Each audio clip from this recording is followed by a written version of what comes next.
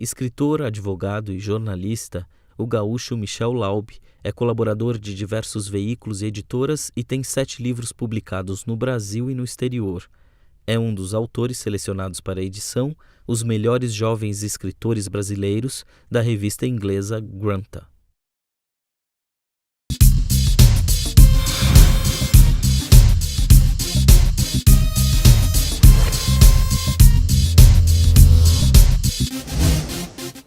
Bom, meu nome é Michel Laub, eu nasci em Porto Alegre em 73, sou jornalista, escritor também. Eu cresci em Porto Alegre nos anos 70, 80, né? E embora eu sempre tenha gostado de ler, na minha casa havia muitos livros, eu sempre tive muito incentivo para ler dentro de casa. Eu tenho uma lembrança da minha infância como uma coisa não muito típica de um escritor, digamos. Não, eu não ficava muito dentro de casa lendo, embora eu ficasse bastante também. Eu andava muito de bicicleta, depois de skate, depois uma boa parte ali dos 11, 12 até sei lá, 16, 17 anos eu fui surfista. Então é um misto assim eu tinha uma banda de rock também, então assim, quando eu olho para o passado assim, eu não vejo muito assim, muitos indícios assim, né, naquela vida que eu levava, indícios que eu acabaria virando escritor mais tarde, assim, né. Eu acho que dá para considerar que eu não sou um escritor propriamente de imaginação, ou seja, eu não trabalho com a imaginação pura, eu sempre parto de coisas assim. Para mim, eu acho mais fácil assim você descrever coisas a partir de coisas que você viu, né, descrever, enfim, histórias a partir de coisas que você viu propriamente, do que inventar do nada. Então eu parto eventualmente de fatos que aconteceram na minha vida e que são muito facilmente identificáveis por quem conhece a minha biografia. Mas claro que eu faço isso de uma maneira consciente, porque não seria muito difícil para mim se eu quisesse disfarçar isso. Se eu em vez de dizer que eu estudei direito, sei lá, se eu dissesse que eu estudei história ou filosofia, não ia ter muita diferença para o andamento dos romances, mas eu prefiro dizer exatamente o que eu estudei na faculdade, que foi direito, porque isso para mim não são questões no fundo relevantes, o que os livros podem trazer de bom ou ruim, novo ou não, enfim, isso está muito além dessa superfície assim, da história que aconteceu ou não. Na verdade, o que me interessa mais na literatura são os sentimentos que essas histórias envolvem, né, e não as histórias em si, muitas vezes. Ao longo dos anos, eu vendo a reação dos leitores da própria crítica, eu comecei a perceber que todo mundo falava que meus livros tratavam do tema da memória. E você olha isso, você ouve essas coisas e você até concorda eventualmente, tá? Mas elas não são exatamente voluntárias, assim, elas não são conscientes. O que eu me preocupo ali no texto, primeiramente, é contar uma história. Assim, a história aconteceu desse jeito, foi assim assado e tal. E como eu faço isso em primeira pessoa e as histórias sempre se referem ao passado, dá uma aparência memorialística, né, no sentido do termo memorialismo, assim, do termo sentido literário desse termo, né. Eu tenho contos que são em terceira pessoa, já escrevi bastante até em terceira pessoa, e, na verdade, eu acabei optando pela primeira pessoa, pelo menos na maioria dos meus livros, e não sei se vai ser assim no futuro, né? Mas, por enquanto, eu tenho feito isso porque tem funcionado mais. Na verdade, quando você começa a escrever um livro, você testa várias possibilidades, né? Eu tenho um livro meu, inclusive, que tem um personagem que é feminino, que é um livro escrito em várias vozes, O Gato Diz Adeus, e que tem um dos personagens que é feminino. E eu fiz um livro ali, do ponto de vista de uma mulher, tentei fazer, pelo menos, parte do livro ali e tal. E esse tipo de coisa nunca é lembrado, porque também a tendência sempre é classificar um escritor por uma suposta unidade da sua obra. Eu fico muito em casa sozinho, né, escrevendo, e eu fico muito pensando, né, qualquer pessoa que mora sozinha pensa o tempo inteiro, às vezes fala sozinho, né, eu falo muito sozinho. Eu noto que a maneira como eu penso e a maneira como eu falo é a maneira como os livros são escritos, assim, principalmente os livros mais recentes, assim. Tem um tipo de pensamento e de raciocínio circular ali, de muitas vezes, como eu estou falando agora, e acho que talvez dê para notar, né, que eu não consigo terminar uma frase muito em linha reta, assim, eu fico indo para cá, para lá, até que chega lá no final eu termino.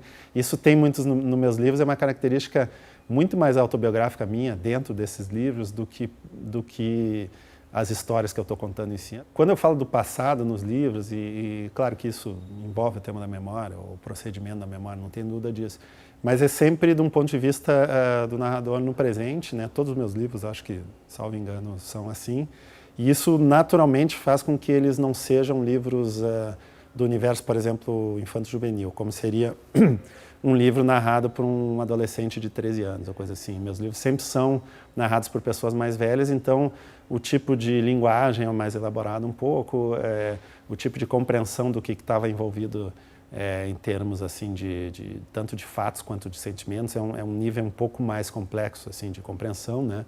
E eu acho que isso faz com que esses livros dialoguem também com a questão do contemporâneo, entre aspas, como se diz assim, né?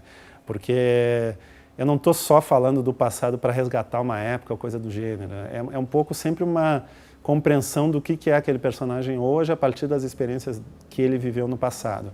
E isso nada mais é do que uma tentativa de compreensão enfim, da psicologia do personagem hoje, mas também da época contemporânea, que é a época onde esse personagem está inserido.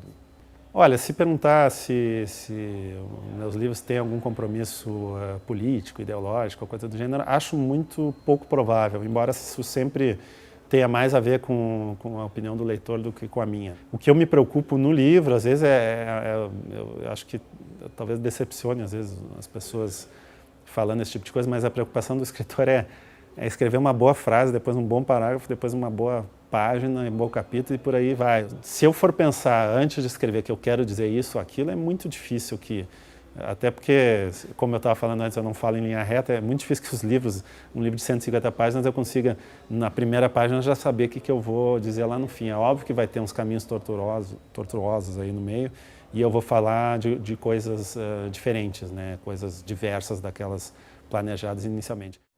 Olha, eu costumava reescrever muito mais os meus livros, os meus primeiros livros, né? Se você pegar, do ponto de vista técnico de uma oficina literária, digamos, os meus primeiros livros, embora eles tenham muitos problemas, mas eles são bem escritos, entre aspas. E o meu último livro, digamos, O Diário da Queda, ou O Gato de Isadeus, que são meus dois últimos livros, eles são bem mais sujos nesse sentido. Eles têm menos preocupações com pequenos detalhes de prosa, do tipo... eles têm mais repetições de palavras não propositais, às vezes redundâncias, às vezes um descuido assim eventualmente até com a melodia de uma frase e tal. Mas eu considero isso, em vez de uma involução, na verdade uma evolução, porque eu comecei a notar ao longo do tempo que essa excessiva reescrita, esse excessivo trabalho de linguagem, que ele é necessário, claro, mas não de forma excessiva, ele acabava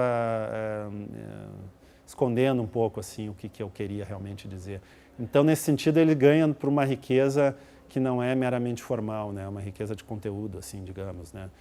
E perde, ou entre aspas, perde daquele ponto de vista mais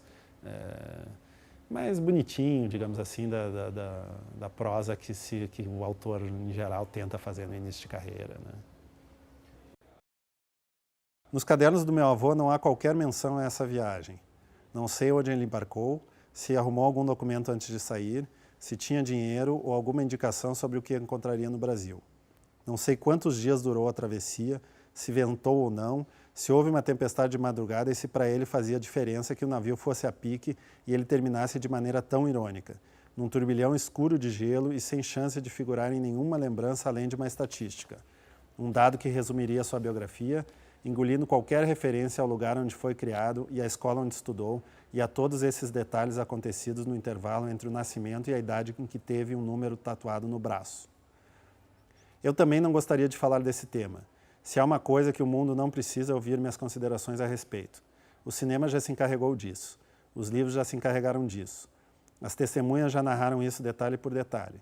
E há 60 anos de reportagens e ensaios e análises. Gerações de historiadores e filósofos e artistas que dedicaram suas vidas a acrescentar notas de pé de página a esse material. Um esforço para renovar mais uma vez a opinião que o mundo tem sobre o assunto. A reação de qualquer pessoa à menção da palavra Auschwitz. Então, nem por um segundo me ocorreria repetir essas ideias se elas não fossem, em algum ponto, essenciais para que eu possa também falar do meu avô e, por consequência, do meu pai e, por consequência, de mim.